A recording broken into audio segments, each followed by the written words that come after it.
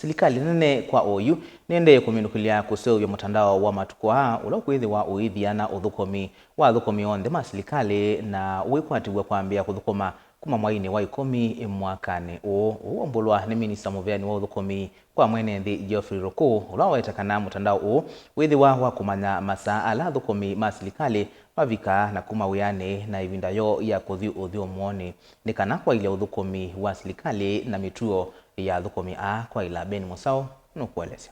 Unafikanga hata kabla ya saa 2 fika?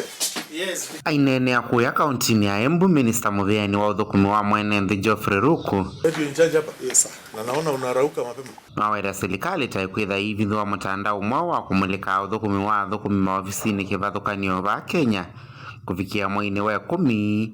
Ruku weta mutandao yuta ukuikithia Kenya metha na mutuo musio na kwa ilia uthukumi. By end of October, we will be launching a platform which we will use as a government to determine the productivity of each and every public servant in the Republic of Kenya.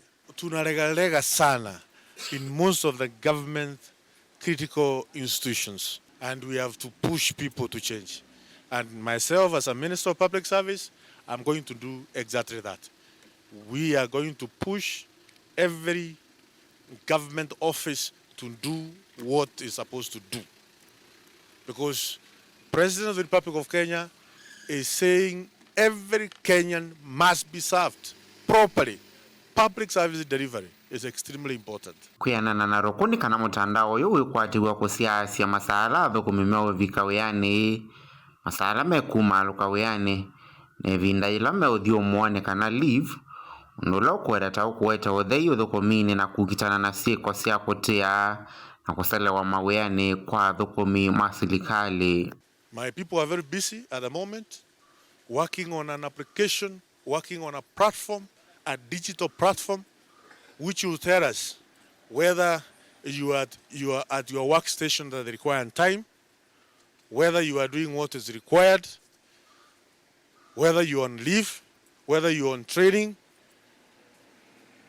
Because with the resources which we have, with the pay which we are getting, we can give ourselves, we can put effort and have much more output of serving the people of the Republic of Kenya than what we are doing at the moment. Minister uyu aingie weta undu uyu tokwete waliuku manene na kukitana na sieko sia kikono chawia.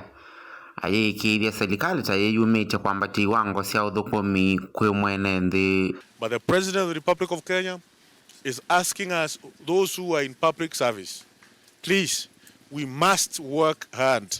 We must do what is required. Vilingi wa Mauvo Mutongo TV nyene tawa Ben Musau.